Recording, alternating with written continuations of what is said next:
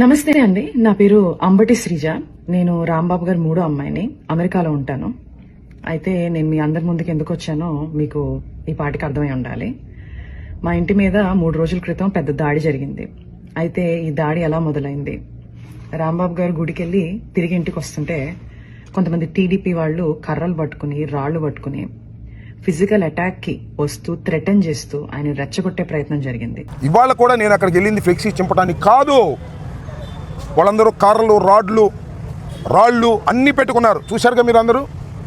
నేను రాష్ట్రవ్యాపిత పిలుపు మేరకు వెంకటేశ్వర స్వామి గుడికి వెళ్ళి పూజ చేసి అటుగా వస్తున్నా.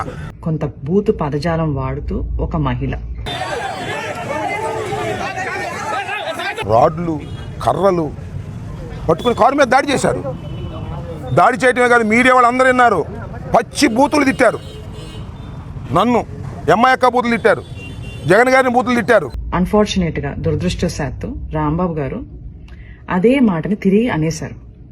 ఆ స్పర్ ఆఫ్ ద మూమెంట్ లో ఇంటికి వచ్చారు, రియలైజ్ అయ్యారు, ప్రెస్ మీట్ పెట్టారు. ఇంత పెద్ద లీడర్ గా ఉండి నా బ్యాలెన్స్ ని నేను కోల్పోయి ఉండకూడదు, నేను ఆ మాట అనుండకూడదు అని ఆయనకున్న పశ్చాత్తాపాన్ని చాలా క్లియర్ గా వ్యక్తం చేశారు. ఇక్కడ ఒక్క విషయాన్ని నా మీద ట్రోల్ చేస్తున్నారు కదా, దానికి సమాధానం చెప్తా. ఒక మహిళ తిట్టింది, ఇష్టం వచ్చినట్టు తిడుతున్నారు. వాళ్ళని ఉద్దేశించి తిట్టా. దమ్ముంటే చంద్రబాబు నువ్వు రమ్మన్నా, ఇది కలిసింది అంతే తప్ప ఈ ముఖ్యమంత్రి చంద్రబాబు నాయుడు గారిని ప్రజలు ఎన్నుకున్నారు. ఆయన అలా బూతులు తిట్టాలనే ఉద్దేశమే నాది కాదు. ఇదిగో చూడండి. అయినా వాళ్ళు తృప్తి చెందలేదు. లీగల్ కాన్సిక్వెన్సెస్ ఫేస్ చేస్తానని కూడా ఆయన చెప్పడం జరిగింది. కానీ వాళ్ళకి వేరే ఎజెండాస్ ఉన్నాయి. టీడీపీ గూండాలు తండోపతండాలుగా 9 నుంచి 10 గంటల పాటు నిర్విరామంగా మాట అన్న మనిషి మీద అటాక్ మాత్రమే కాదు, ఆయన కుటుంబం మీద, ఏమీ తెలియని రాజకీయాలతో సంబంధం లేని మా మదర్, మా సిస్టర్స్, వాళ్ల పిల్లల మీద అటాక్ చేయడం జరిగింది. అటాక్ చేస్తూ వాళ్ళు కుల ప్రస్తావన కూడా తీసుకుని వచ్చారు. కాపు ఎల్ డాష్ ఇలాంటి మాటలు మాట్లాడుతూ అటాక్ చేయడం జరిగింది. అయితే నాకు షాకింగ్ విషయం ఏంటంటే ఇదంతా కూడా ఎగ్జిక్యూట్ చేసింది, ఇంప్లిమెంట్ చేసింది ఎవరయ్యా అంటే ఒక డాక్టర్, సెంట్రల్ మినిస్టర్. అంటే ఆయనకున్న మేధస్సు, ఆయనకున్న ఈవిల్ థాట్స్ ని, ఆ క్షణంలో ఉన్న ఈవిల్ థాట్స్ ని సరైన మార్గంలో పెట్టలేకపోయిందా? ఇది నాకున్న అంతు చిక్కని ఒక ప్రశ్న. చాలా ఘోరం అండి. I'm a doctor two, I respect him as a doctor. But ఆయన అంత పేరు ప్రఖ్యాతి సంపాదించి, అంత చదువుకొని, ఇంకా ఆటవికంగా సినిమా చూపిస్తాము. మీరు చూపించేది ఏంటండి సినిమా? మీరు లా ఫాలో అయ్యే వాళ్ళైతే లానే చూపించింది సినిమా.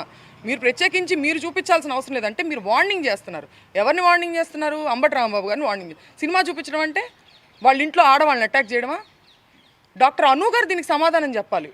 వాళ్ళ వైఫ్ ఎవరైతే ఉన్నారో ఆవిడ సమాధానం చెప్పాలి దీనికి.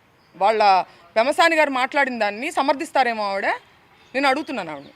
మహిళల్ని అంటే మాకు సినిమా చూపించారు వాళ్ళు, రాంబాబు గారికి కాదు. ఇంట్లో ఉన్నటువంటి మా అమ్మగారు సాధారణ గృహిణి, మేము రాజకీయాల్లోకి మాకేం సంబంధం లేదు, మాకు చూపించారు వాళ్ళు సినిమా.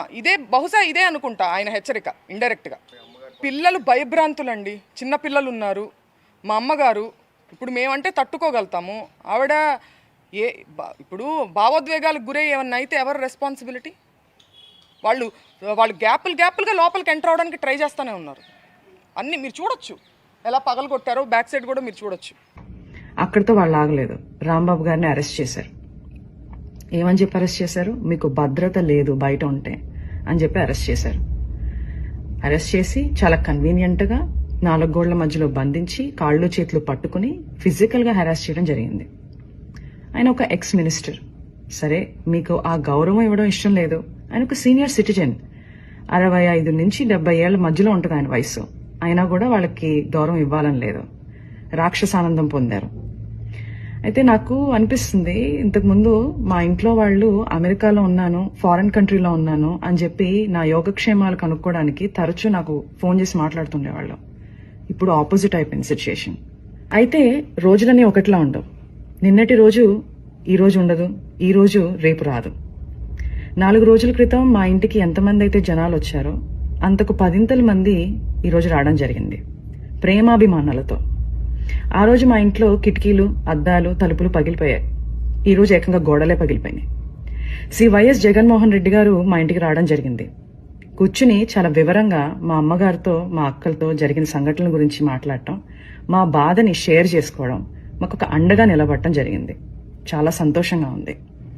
ఇవన్నీ చూస్తుంటే నాకు మా నాన్నగారు అనే మాటలు గుర్తొస్తున్నాయి. శ్రీ వెంకటేశ్వర స్వామి అండ మాపై ఉన్నంత వరకు మీరు మా పైన వేసే ప్రతి రాయి మా దాకా చేరేసరికి పువ్వుగా మారుతుంది.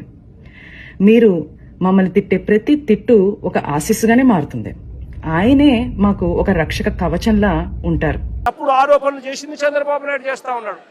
అవి తప్పుడు ఆరోపణలు అని చెప్పి దేవుడే మొట్టికాయలు వేసినట్టుగా ఏకంగా సిబిఐ తాము ఫైల్ చేసిన ఛార్జ్ షీట్లోనే కేంద్ర ప్రభుత్వ సంస్థలైన ఎన్డీడీబీ, ఎన్డీఆర్ఐ లాబొరేటరీసే క్లీన్ చిట్ ఇచ్చే కార్యక్రమం చేస్తూ ఉంటే ఎటువంటి జంతు కొవ్వు కలవలేదు అని చెప్పి వాళ్ళు పూర్తిగా వివరణ ఇస్తూ ల్యాబ్ రిపోర్ట్లు ఇస్తే సిబిఐ ఆ రిపోర్ట్లను కూడా ఏకంగా ఛార్జ్ షీట్లోకి చేరుస్తూ వైవి సుబ్బారెడ్డి కానీ, కరుణాకర్ రెడ్డి కానీ, ఇంకొకరు కానీ ఎలాంటి తప్పు చేయలేదు అని చెప్పి వాళ్ళ పేర్లు కనీసం ఛార్జ్ షీట్లో కూడా పెట్టకుండా క్లీన్ చిట్ ఇస్తే, ఎలాంటి అరెస్టులు చేయకుండా సిబిఐ క్లీన్ చిట్ ఇస్తే చంద్రబాబు నాయుడు గారు దేవుడికి ప్రజలకు క్షమాపణ చెప్పాల్సింది ఆయన చేస్తా ఉన్నది ఏమిటి? ప్రతి విషయంలోనూ కూడా చంద్రబాబు నాయుడు చేస్తా ఉన్న రాజకీయాలు ఇలాంటి దుర్మార్గపు రాజకీయాలే.